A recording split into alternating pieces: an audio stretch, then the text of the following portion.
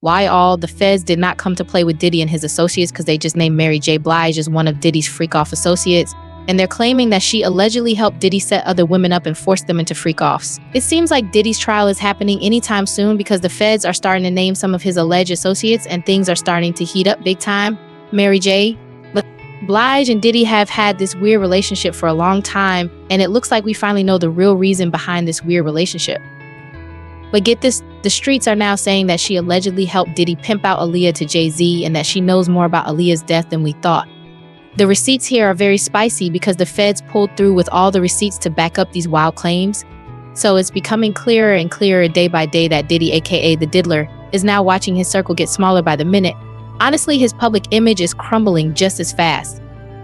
Things are looking rough because folks who used to be his ride or die are jumping ship left and right. Nobody wants to go down with him for this mess. Now even Mary J. Blige has tried to dip out. But Mary leaving Diddy isn't exactly shocking. The speed at which she distanced herself definitely raised some eyebrows, especially once the FBI started sniffing around her business. Just like with Jay-Z, Mary always made it seem like she and Diddy were as close as ever, ride or die for life, all that good stuff. If you thought that Diddy and Jay-Z were close, Diddy and Mary J. Blige were practically glued at the hip. They've been tight since the early 90s, with Diddy producing some of her first albums, including her debut, What's the 411? So yeah, we're talking about 33 years of friendship, older than a lot of us. Diddy has always given her her flowers for being one of the biggest performers and vocalists of all time.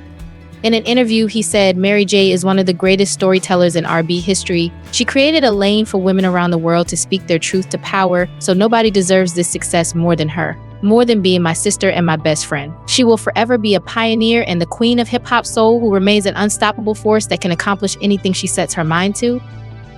But in the late 90s to early 2000s, things between Diddy and Mary J. Blige got real rocky. They had a falling out that got so messy that for a few years they were barely speaking, practically acting like each other didn't exist. Eventually, Mary came clean and took the blame for the whole thing. She admitted that she was the one who let everything go wrong. She owned up to being a complete mess back then, saying she couldn't keep her life together, let alone hold down a solid friendship or working relationship with Diddy. It was all a humbling moment for her, but it opened the door for them to start fixing their friendship and working together with no more drama. She said, the real reason we split up is me not understanding the business the way I needed to understand it at the time. She explained he had a label, he had a female artist, he had Biggie. But during that time, I was really dogging myself. I was a mess on drugs. Any smart man or businesswoman would have moved away from me. It felt like he was becoming distant, but looking back, I now understand why I wasn't delivering properly. I wasn't taking care of my health. Now, how can he roll his dice on me? Well, after Diddy forgave her, they smoothed things over and they went right back to being besties like nothing ever happened. It seemed like all was forgiven, water under the bridge. Well, until now that is. Because Mary's doing a complete 180, trying to act like she and Diddy weren't as close as we all thought. Now she's out here claiming that she cut ties with him a long time ago. The timing is definitely raising a lot of eyebrows and people are side-eyeing her because they think that she's just trying to distance herself from Diddy now that his world is basically crumbling. The feds are digging into the lives of everybody associated with him. He's getting slammed with lawsuits left and right, and all these accusations are serious. To top it all off, the feds are circling with possible RICO charges, and Diddy's basically sitting on a volcano right now. If y'all know anything about RICO charges, then you know that the feds will go after everybody even remotely connected to Diddy. They may even charge them. I mean, while all can see what's been going on in Young Thug's case with the feds, it has been more than 2 years since the case started, and it is nowhere close to being over. After the raid on Miami houses in March, Homeland Security released a statement saying, earlier today, Homeland Security Investigations New York executed law enforcement actions as part of an ongoing investigation with assistance from HSI Los Angeles, HSI Miami, and our local law enforcement partners. However, Diddy's lawyers slammed the feds and claimed that it was a hunt. They released a statement that said this unprecedented ambush, paired with an advanced coordinated media presence, leads to a premature rush to judgment of Mr. Combs and is nothing more than a witch hunt based on meritless accusations made in civil lawsuits. There has been no finding of criminal or civil liability with any of these allegations. Mr. Combs is innocent and will continue to fight every single day to clear his name. The feds weren't playing when it came to Diddy.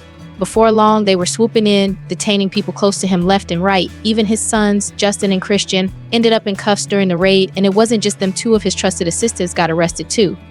To make things worse, his alleged supplier, Brendan Paul, got picked up at Miami International Airport for carrying some very questionable stuff. We ain't seen Brendan Paul since. It was like a storm brewing and everyone knew something big was coming. Those RICO charges were looming heavy in the air, and Mary listened. Homegirl read the writing on the wall and chose to separate herself from that drama fast. She didn't waste time either. She posted a cryptic message on Instagram saying, "Unfortunately, a lot of you all met me when I lacked boundaries and was a people pleaser.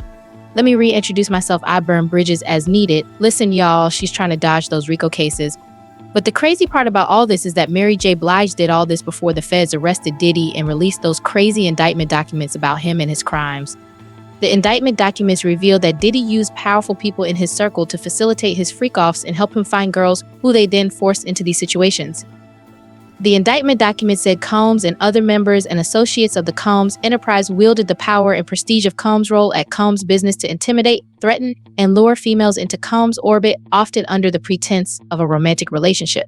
Combs then used force, threats of force, and coercion to cause these women to engage in extended acts with male commercial workers that Combs referred to as, among other things. It also said the defendant used the Combs business, including certain employees, to carry out, facilitate, and cover up his commercial activities. Those employees, including security staff, household staff, personal assistants, high-ranking supervisors, and other close associates, acted as intermediaries, and their contact was facilitated and assisted by Combs' control of the Combs business. Why all? It continued, the defendant engaged in a persistent and pervasive pattern of abuse toward women and other individuals. At times, Combs and others acting at his discretion made arrangements for women and commercial workers to fly to Combs' location. Combs ensured participation from the women by, among other things, obtaining and distributing to them, controlling their careers, leveraging his financial support, and threatening to cut off the same, and using intimidation and violence. In case while all didn't know how bad the case was, Diddy was refused bail not once, not twice, but 3 separate times. Even though he made a very juicy offer for bail, offering up a whopping $50 million, and according to reports, Diddy's lawyer proposed bail on these conditions: a $50 million bond co-signed by Shan, Combs' mother, his sister, the mother of his oldest daughter, and his 3 adult sons. He also proposed that the bond would be secured by the equity in Mr. Combs' residence located at 2 West Star Island in Miami, Florida. The appraised value of the home is about $48 million, and the home is unencumbered. In anticipation of this bail hearing on August 20th, 2024, Mr. Combs paid off the remaining mortgage of about $18 million so that the home could be used to secure a bond and be free of a mortgage. The document went on to say that the bond would be secured by the equity of Mr. Combs' mother's home located at 450 Alton Road in Miami, Florida. Mr. Combs' travel will be restricted to the Southern District of Florida and the Southern District of New York to attend court, meet with his counsel, and attend medical appointments, which we will address to the court in a separate sealed submission, as well as the Eastern District of New York or the District of New Jersey, only to the extent that his travel to and from New York involves an airport in those districts.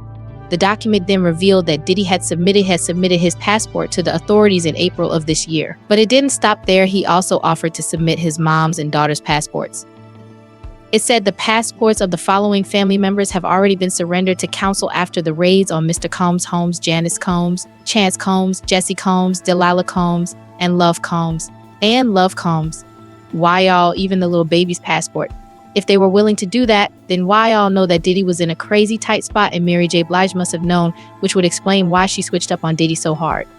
But get this, it's not only about Diddy's freak-off tapes, because it turns out that she was also involved with young men before they were of voting age, if you know what I mean. But before we get into that, can we talk about the rumors of Diddy allegedly forcing Mary into a relationship, getting her pregnant, and then forcing her to end the pregnancy? Allegedly, Diddy wasn't exactly gentle about it, and reports claimed that he would put hands on Mary and even forced her into using a strap-on for his pleasure. There was also talk about how Mary got pregnant by Diddy, but he didn't want it and forced her to get rid of it. The incident traumatized her so badly that she decided to never have children of her own after that. She hinted at this in an interview where she said, "I have nieces and nephews forever, and I'm always watching how people are scrambling for babysitters. I don't want to go through that. I like my freedom to go and move and do what I want to do. I don't want to have to tend to someone all the time right now. That's where I'm at, but I don't think having kids is going to happen." But here's the thing, Mary stayed tight with Diddy even after all this alleged drama, so what's the sudden switch up now? The word on the streets is that the feds have her in their sights allegedly. They dug up some evidence of something shady that she was involved in back in the day, and that's why she's scrambling to distance her from Diddy. And that wouldn't be very shocking, because There are reports that multiple insiders are snitching extra hard on Diddy in exchange for immunity, and Mary might be one of them.